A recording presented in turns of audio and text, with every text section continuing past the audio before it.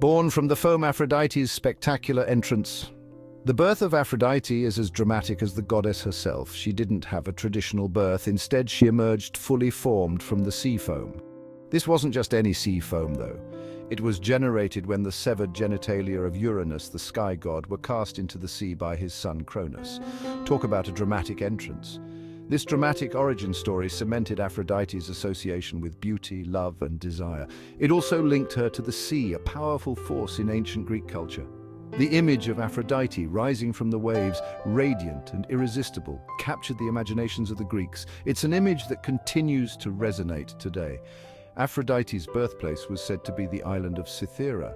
However, she was also closely associated with the island of Cyprus. Both locations became important centers of her worship. Temples were erected in her honor and festivals were held to celebrate her power and beauty. The story of Aphrodite's birth speaks to her primal and irresistible nature. She is a force of nature, as powerful and unpredictable as the sea itself.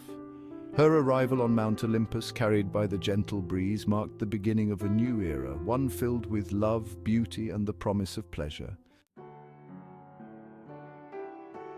Beyond desire, Aphrodite's diverse influence in Greek life.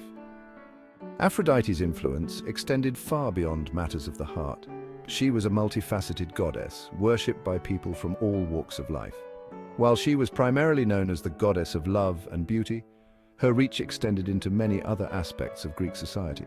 For instance, Aphrodite was also associated with fertility and marriage. Women hoping to conceive or find a husband would offer prayers and sacrifices to the goddess.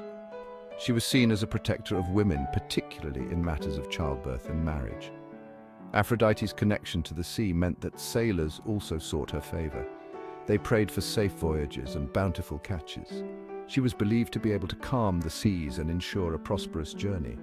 Merchants, too, saw Aphrodite as an important deity.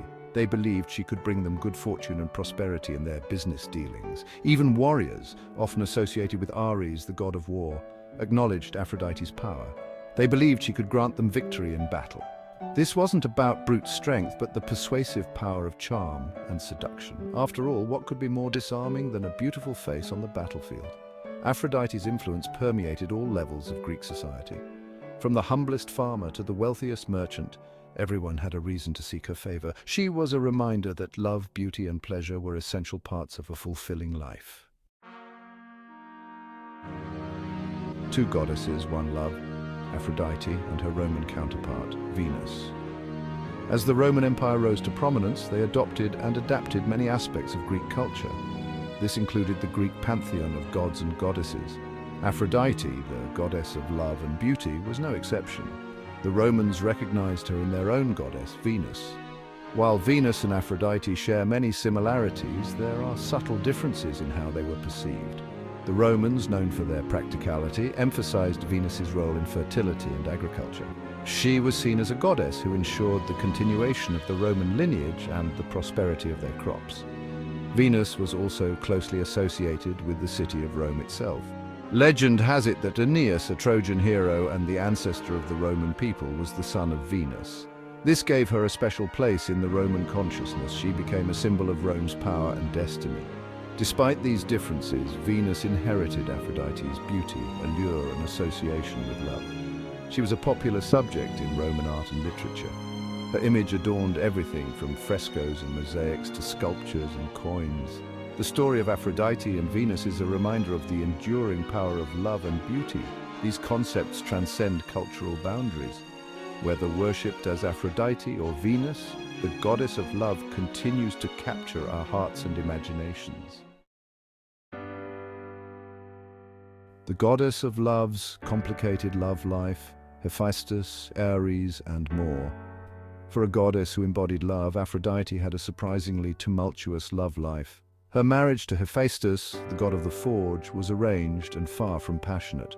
Hephaestus, while a skilled craftsman, was considered unattractive and lame. This was a stark contrast to Aphrodite's radiant beauty.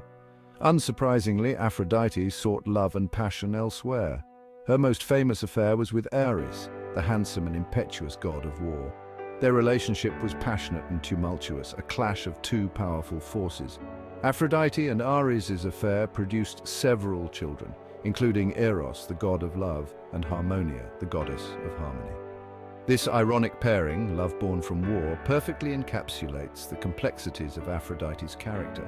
But Ares wasn't Aphrodite's only lover. She was also linked to other gods, like Hermes, the messenger god, and even mortals like Anchises, the Trojan prince and father of Aeneas.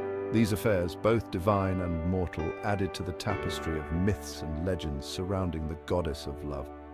Aphrodite's love life, though messy by mortal standards, reflects the complexities of love itself. It can be messy, unpredictable, and sometimes even a little dangerous, yet it remains a powerful force that shapes our lives in profound ways. Aphrodite, despite her tumultuous love life, was a mother to a brood of divine children. Each child inherited aspects of their mother's character, embodying different facets of love, beauty, and desire. Her most famous son, Eros, was the god of love and attraction. Often depicted as a mischievous winged child, Eros wielded a powerful bow and arrow. A single strike from his arrow could ignite an irresistible passion in the hearts of gods and mortals alike. Harmonia, the daughter of Aphrodite and Ares, represented a different kind of love. She embodied harmony, concord, and agreement. Her marriage to Cadmus, the founder of Thebes, was meant to be a symbol of unity and prosperity. However, their story took a tragic turn, showcasing the fragility of happiness. Aphrodite's other children included Phobos and Deimos, the personifications of fear and terror, who accompanied their father Ares into battle. Anteros, the god of requited love, represented the vengeful aspect of love, punishing those who scorned it. Her daughters, the Hymenaios, presided over marriage ceremonies, ensuring the smooth transition from courtship to married life. Each child, in their own way, played a role in the grand tapestry of love, desire, and human experience. Aphrodite's children, much like their mother, were complex and often contradictory.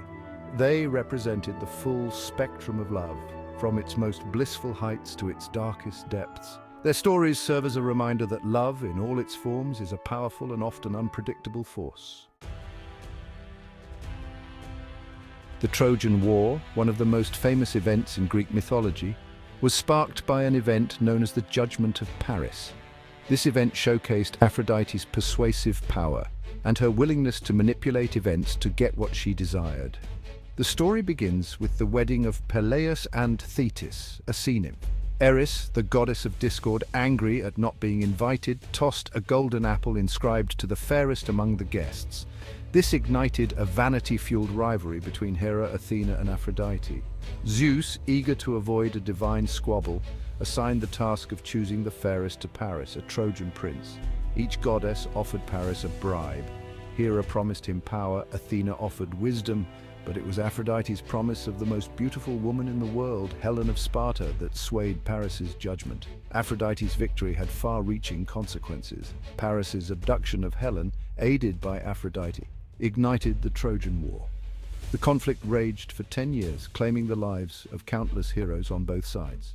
This event solidified Aphrodite's reputation as a goddess who could be both a blessing and a curse. Her involvement in the Trojan War showcased her power to incite love and war, highlighting the complex interplay between these two driving forces in human history. Aphrodite's love life wasn't limited to gods and goddesses. One of her most enduring love stories involved a mortal man named Adonis. He was said to be the most beautiful man on earth, a gift from Aphrodite herself.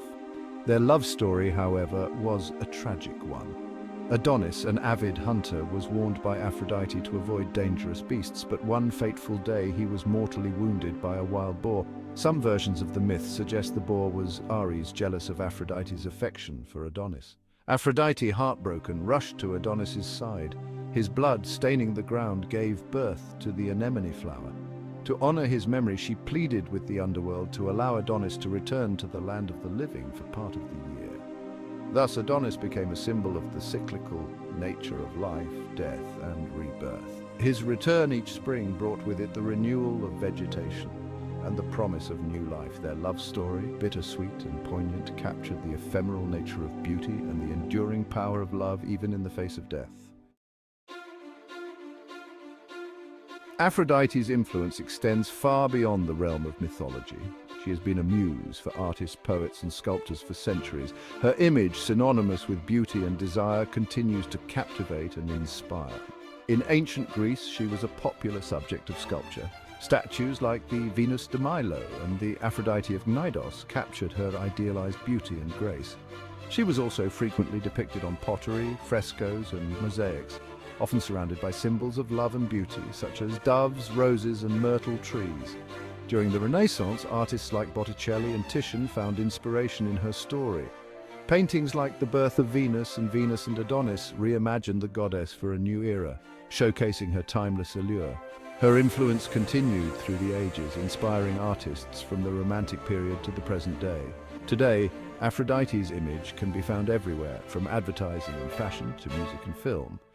She remains a powerful symbol of femininity, beauty, and desire, a testament to her enduring influence on Western art and culture. Aphrodite, the goddess of love and beauty, is more than just a mythological figure. She represents the timeless human fascination with love, desire, and the pursuit of pleasure. Her story, from her dramatic birth to her tragic love affairs, continues to resonate with us today. She reminds us that love can be both a source of great joy and immense pain. It can inspire great art, ignite wars, and shape the course of history. Aphrodite's legacy extends far beyond the realm of ancient Greece. She remains a powerful symbol of the enduring power of love and beauty, a force that continues to shape our world in profound ways.